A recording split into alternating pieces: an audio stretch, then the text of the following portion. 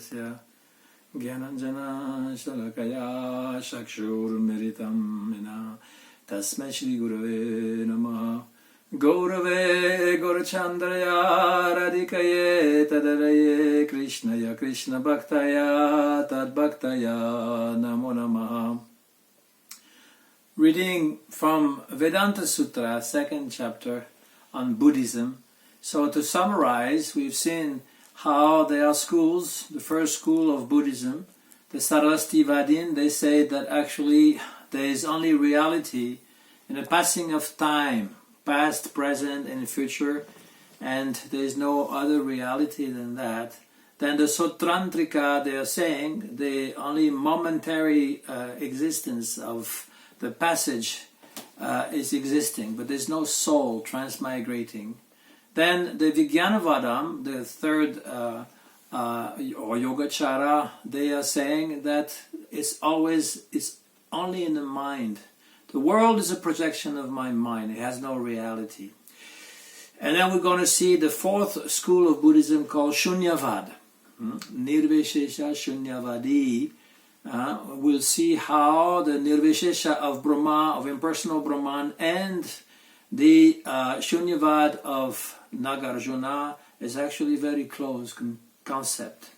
So in the Bhagavatam, those words sometimes are used like shunya, like nirvana, like the temporary of everything, because this is the summary of Buddhist philosophy. Everything is temporary. Good and bad things, everything is temporary. So Prahlad Maharaj is saying to the young demon friends, his school friends, the wise recognize mental communion with adokshaja as a sure means to put a stop to the cycle of birth and death. And they acknowledge it as Brahma Nirvana Sukha. Brahma Nirvana is also a compound that you found in Bhagavad Gita, 5th chapter. The bliss of Nirvana, of Brahma Nirvana. And it means the cessation of all kinds of mundane activities. So Prahlad Maharaj is continuing saying wealth and spouse and pet animals, sons and daughters and other relations, beautiful houses, land, treasures and luxuries of various kinds, all kinds of enjoyments are temporary. So like Buddhist philosophy is saying, how can they give eternal happiness? And even if you have a little happiness, this happiness is going away. Of what avail can these trifling things, which are sure to disappear with the body and are deprived of true reality, though appearing as something worth seeking, be to the soul the reservoir of eternal bliss, Nityananda. So in this way, Prahlad Maharaj is encouraging his friends to absorb in bhakti. He says, absorb yourself in this bhakti to adokshaja. So he recognized there's a God, he recognized there's a soul. That is a big difference with Buddhism. We should always remember that Buddhists today borrow all of their philosophy in the Veda, but they reject the Veda. They reject the conclusion of the Veda, that there is a soul, Atma, and there is a super soul, Paramatma, or Brahman, Bhagavan. So now we come to the fourth kind of school of Buddhism, and then there's this sutra, Sarvatanupapatescha. It says, and because of the inconsistency of the universal void. The last part of the sutra, the universal void, is not in the sutra. Because this is the basis of the sutra. It doesn't say everything. You have to supply many missing words.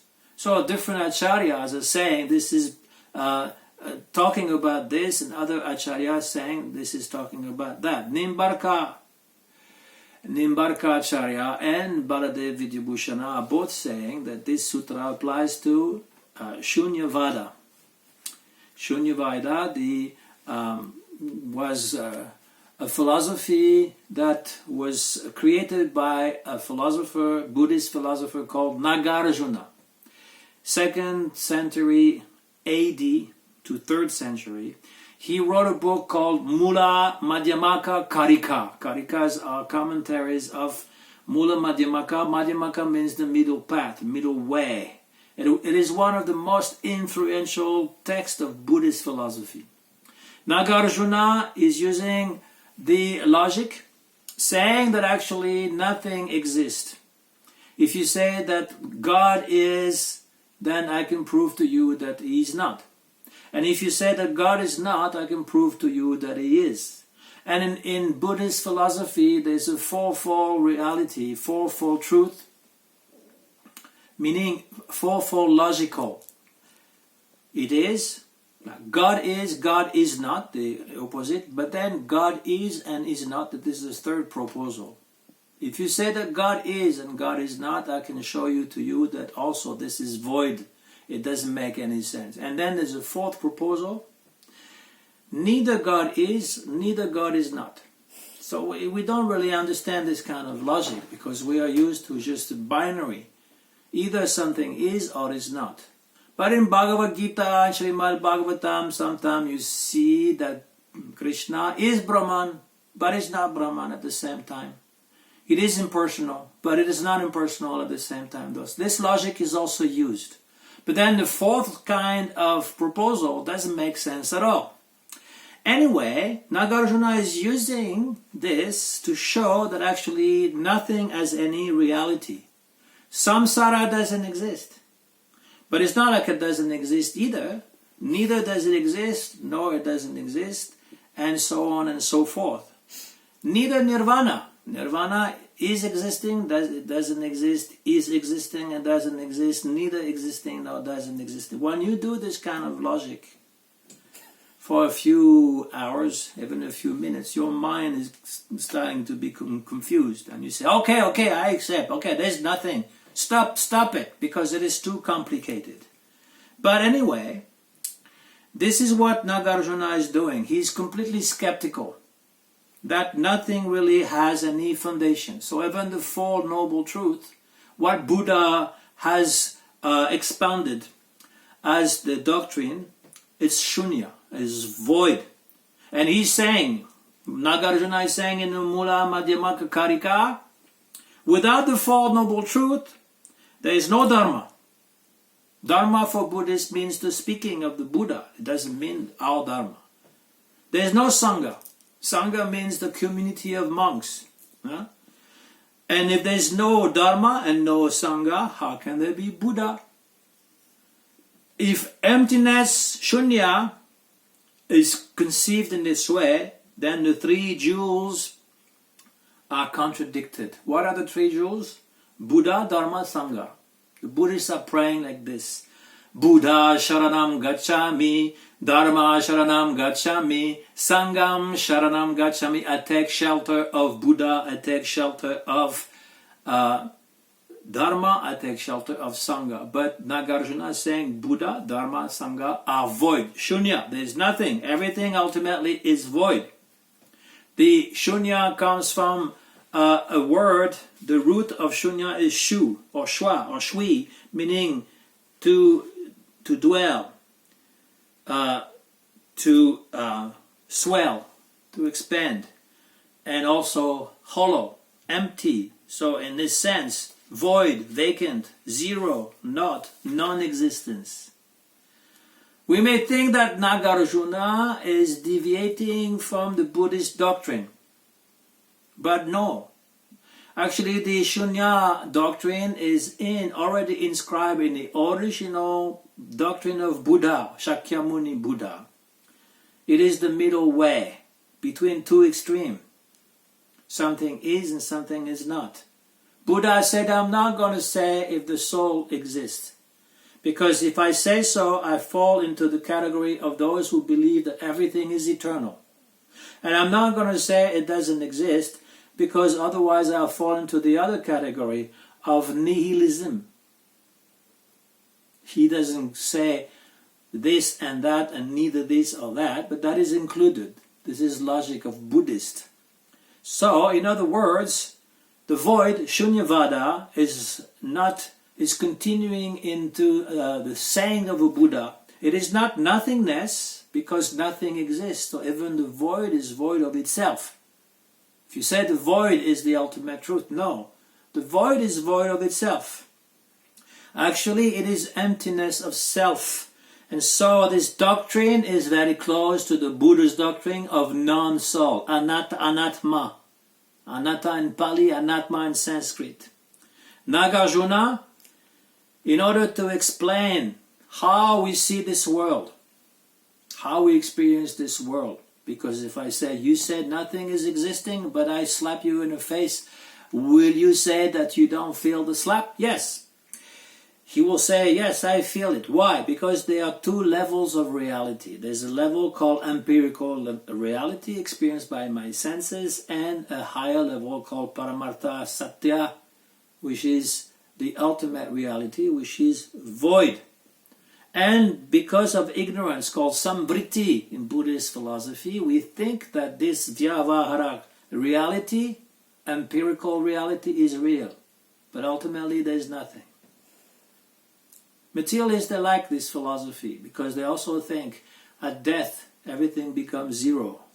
Your life, your thoughts, everything you've experienced, everything is destroyed. So it is merged into the big void. And also, this is very fitting with the Mayavada philosophy. Shankaracharya with this Vivartavada, everything is an illusion. And with the saying of the Upanishad, neti neti, this is not this, this is not that. You can only define Brahman negatively, not positively. Then comes to this idea that everything is Maya.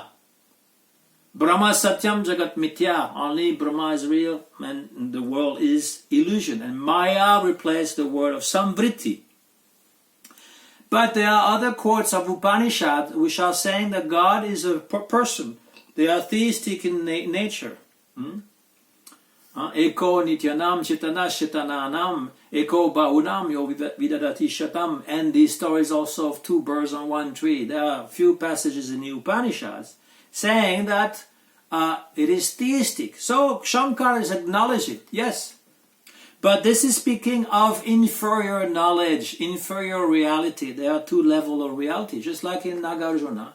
Vyavahara Satya, empirical reality, and Paramartika Satya, ultimate reality. There are two Brahman. Inferior Brahman, Apara Brahma, and superior Brahma, Parabrahma. Parabrahma means oneness. The difference between Buddhist Nagarjuna and Shankaracharya is that Nagarjuna says everything is void, shunya. And Shankaracharya is saying everything is one. So this is the only difference. But otherwise, Nirvisesa, shunyavadi, this is the mantra glorifying Srila Prabhupada that he wrote himself, about himself. This is actually describing how ultimately Buddhist philosophy and Shankaracharya is the same. That is why he's been accused of being a Buddhist. In Padma Purana, Madhva, Balaba, Balabhacharya and Baladev, they are saying Shankara is a Buddhist, disguised as a Brahmin. And they take it from Padma Purana, that it says, Mayavadam asa shastram, prachanam bodha muchate. Mayavad philosophy, which is opposed to the Veda, is only disguised Buddhism. So this was the criticism. But since everything is in the Bhagavatam, and the Bhagavatam is a natural commentary of the Vedanta-sutra, then the word shunyam is explained in the Bhagavatam. What does it mean? In the 12th canto it is described that actually the word shunyam is applying to pradhan. What is pradhan? Unmanifested nature. Before the nature is manifest, everything is like not void in the sense of nothingness, but it is like undifferentiated. There's no unmanifested. There's no distinction. And in shunya can also means in mathematics the zero. And actually, this is a very great discovery that the decimal numbers. In Europe we use decimal numbers from 1 to 9 and 10 with a 0, then 100, then 1,000.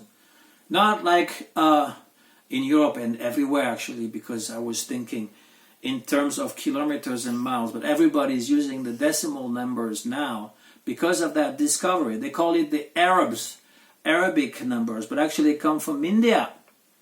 Zero. Actually, zero was called Ananta, unlimited. Purna, full. Bindu, Vishnupad, and Shunya.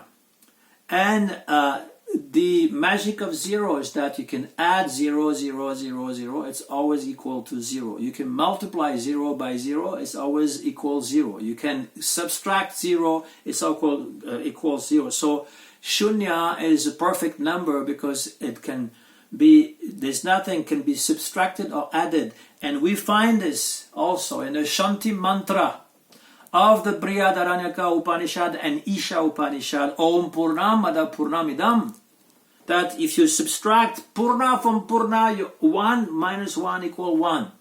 1 minus plus equal 1. Purna means full. Shunya means 0, but actually Shunya and Purna is the same. That's why in some Upanishad you find Shunya Bhutto Nishabda, that Shunya can designate Brahman. Ananda Ghanam Shunyam Abhavat Atma Prakasham Shunyam. Atma Prakasham is my name. He's bliss and void and self-effulgent. This is from the Nrishinga Uttara Tapani Upanishad. And there are many other quotes from the Bhagavatam. Yattad Brahma Param Sukshman Ashunyam Shunyam Kalpitam. Bhagavan Vasudeveti Yadgrinam Hi Sattvata. The Supreme Brahman is conceived as a void that is not empty. Here you go. Is and not, is not at the same time. It is void but is not void. But most important, it is called Vasudev by those who know the truth, the Sattvata. So Buddhist philosophy is flawed because it is imperfect. It doesn't have a complete picture. Those words are Shunya, Nirvana, the incomplete, and they need to be explained properly by devotees. And this is what we try to do by this presentation of Vedanta-sutra. I hope you understood everything and it is very clear for you. And if you already had known all these things, then very good, and we can talk about it. Thank you very much. Vanshakalpa tarubhyacha kripa sindhu bhyayavacha patitaram pavanebhyo vaishnavebhyo namo namaha.